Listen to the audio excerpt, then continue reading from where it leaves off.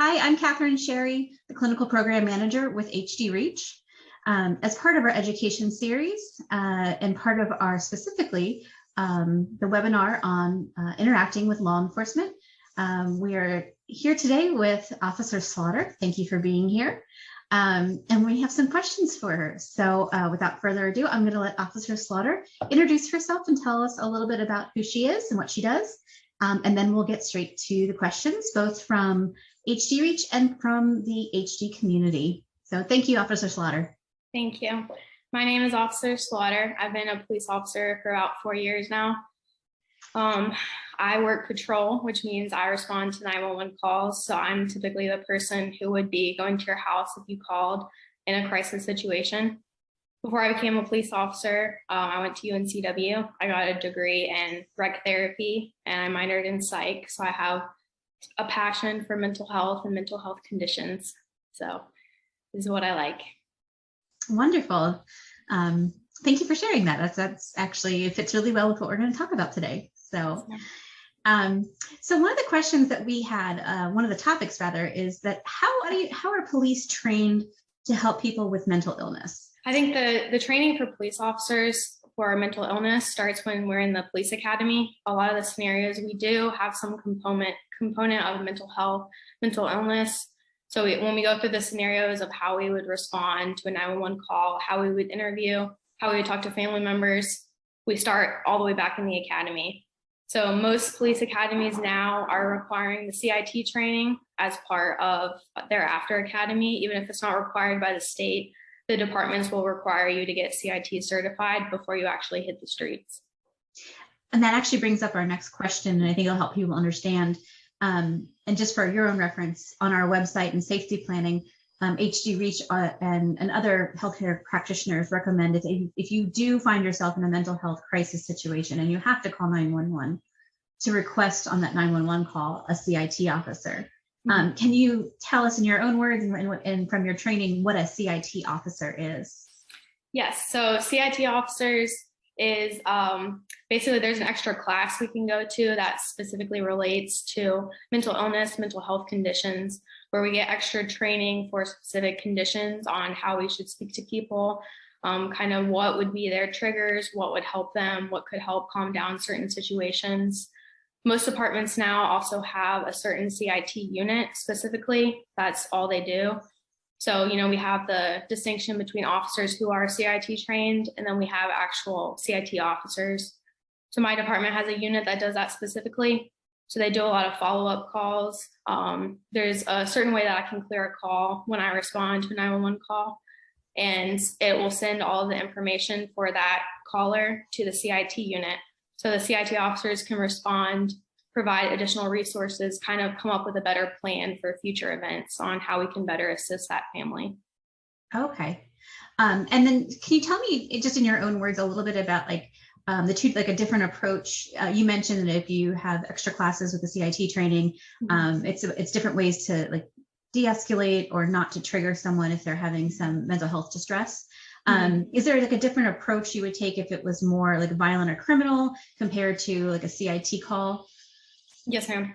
Okay. Yeah, I think responding more so with the mindset of trying to help the person and offer resources as opposed to focusing on, even if a crime was committed, if there's some kind of mental health component, having a different approach to, the end game is not to take someone to jail. It's, they either need to go to the hospital or, we need to be helping them as opposed to focusing on the criminal element of it. Gotcha. Okay. And then one other question, how available are CIT officers like in a 24-hour span? Is it mostly shifts, or are they really available almost any time of the day? Our CIT unit, the officers that work that full time, they work during normal business hours. They drive unmarked cars and they wear plain clothes. Normally they're wearing a polo like this and they'll wear BDUs. The officers that are CIT trained, I think most squads have them. Most officers are CIT trained now.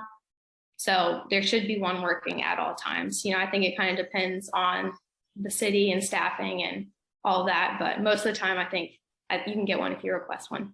Okay, that's awesome. That's good to know, because the unfortunate part of mental health It's just that you never know. It's not a 9 to 5 crisis. It can be 4 a.m., 3 a.m. type of thing.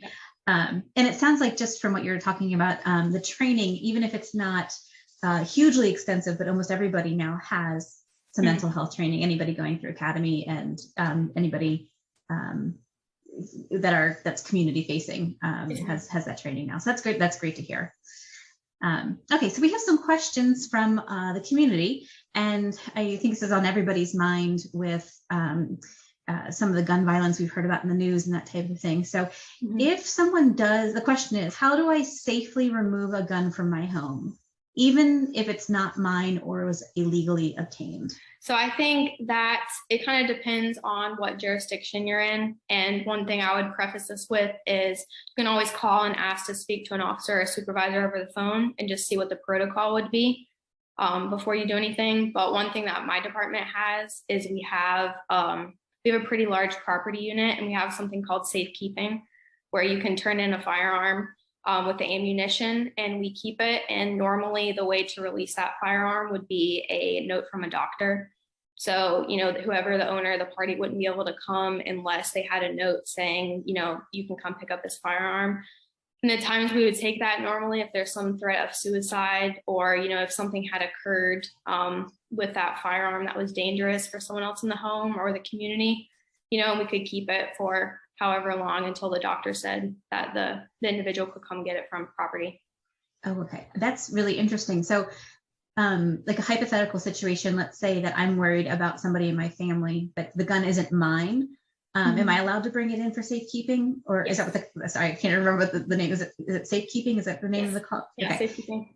Yeah, so as like a spouse or a family member, I could safely bring the gun in for safekeeping? Yes. Cool. Okay. That's really good to know. And then the next question was kind of about even if it's illegally obtained. So I don't know if there's anything really to address that. If you have a gun that's not registered, that type of thing, can that still be brought in for safekeeping? For that, it would be the same process as safekeeping. I think normally when we turn in firearms, we are going to run the serial number. So the only issue that we would face, if it came up stolen or something like that, but I think, the majority of people these days have guns that have been passed off or sold, between. So, I think that's not something that is concerning, especially when it's related to safekeeping, because it's for the purpose of keeping people safe. So. Okay. Good to know. And kind of piggybacking on those questions, what's a safe way to get rid of ammunition? I think the same way. Normally when we turn in a firearm, there is going to be ammunition with it. So we'd be able to turn in the ammunition with the firearm that we were turning in as well. And if somebody didn't have, let's say they got rid of the gun years ago, but they found a box of ammunition, they could bring that in separately and just that type of thing, like just to kind of drop it off so they don't have to worry about it or it doesn't get in the wrong hands. Yes, ma'am. Okay. And then I know you said that for your district, you guys have the safekeeping plan program. Is there, if that program doesn't exist, because I don't know if it exists all throughout North Carolina, South Carolina, other states, would you still suggest folks call their local precinct and just hypothetically ask what they should do with a firearm type of thing? Yes. Yeah. I think the best thing to do, because I know every department has different size property units. Some places don't have the space for that, but I think everyone does have some kind of method or some at least police advice that they can provide for how you could keep your family safe. Okay, great. Okay, and the next question has to do with calling 911. And since you are someone who responds to those calls, the question is, what should I expect if I call 911 during a violent episode or suicide or self-harm? What could help a patrol officer is trying to be calm with the dispatcher and provide them the most information possible. I think a lot of people in crisis situations give the address and say, I need police, and they hang up. And I think that's really hard for me as a police officer coming to the scene, because I don't know what to expect, and I know everyone on scene is, super focused on the situation that's happening, but it's hard for us as a police officer because we don't know what to expect, what we're going into. So I think trying to stay calm with the dispatcher, answer all their questions, because they have a protocol that they're going to walk you through, asking about the subject that you're calling about, asking about weapons, about your home, questions like that. So the most important thing is probably just providing information, detailed information to the dispatcher. Okay. Anything else that they should do? Should they make, if there's somebody that can greet the officer or the responding team or anything like that? Normally the dispatcher will ask if the door is unlocked. So, if you are home by yourself, and you needed to stay with the person you were calling about, you could say the front door is unlocked, the side door is unlocked.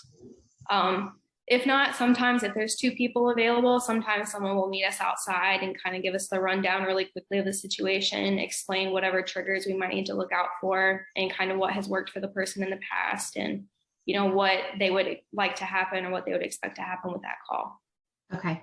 Well, and actually we're kind of getting into the next question, and our last question for you is what information does the dispatcher need? And then I'll kind of piggyback on some of the stuff that you just mentioned. Okay.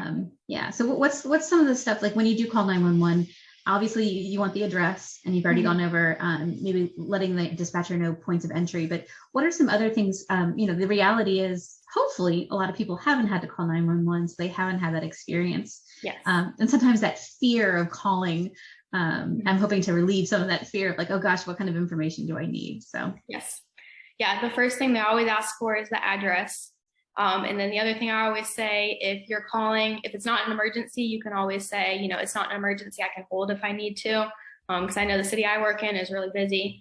So if you're calling for police advice and, it's not a crisis type situation, you can always say, I can hold if I need to, if they have another call that they need to answer. If it's an emergency call, giving the address, and then they're going to ask what you're calling about, what's the nature of your emergency. So then, you tell them what's going on. They normally ask for a name. They'll ask for a description of the person. That is super helpful for us, especially when there's a ton of people on scene, because our eyes can automatically look for someone, especially if, they have a red shirt or blue shoes or something that's going to stand out, long hair, something like that. They normally ask if they're violent, not violent. They're going to they'll ask for mental health conditions to kind of ask, what the person is diagnosed for. They normally ask about weapons, and that's helpful even if people will normally say, there's a weapon at the bedside table upstairs, so it helps to just know that there's one somewhere in the house, even if it's not in play in that scenario. Yeah. That's actually pretty comprehensive. So I guess, and I think one of our purposes of making this video today, because we're with the Huntington's disease community, that's a relatively unknown, it's a rare disease, and it has a mental health component oftentimes. That's one of the symptoms. So I think it might be helpful for our community to be able to say, yes, the person I'm calling about has Huntington's.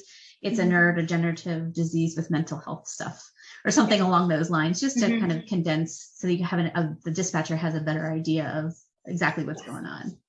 Yeah, and I think even if the family member was willing to tell the dispatcher that, the dispatcher will put it in the notes.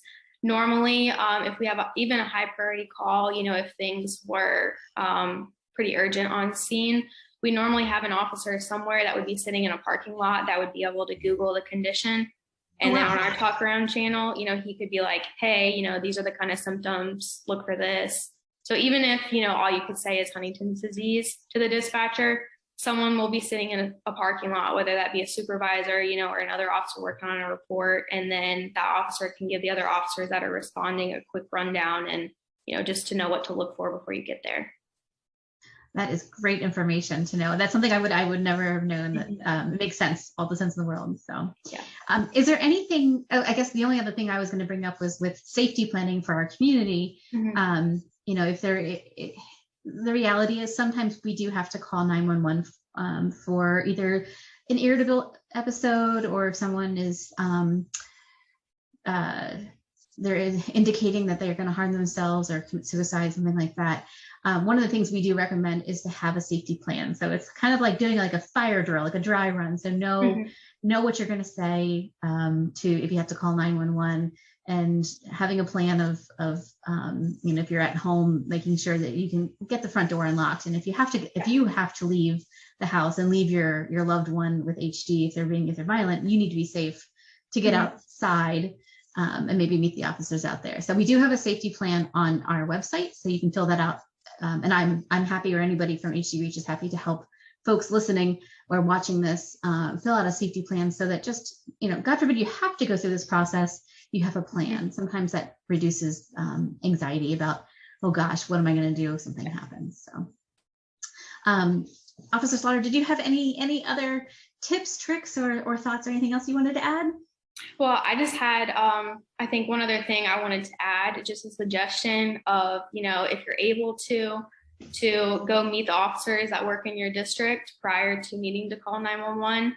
Because I think people kind of forget that we're around until, you need 911, or, especially people that aren't used to calling police.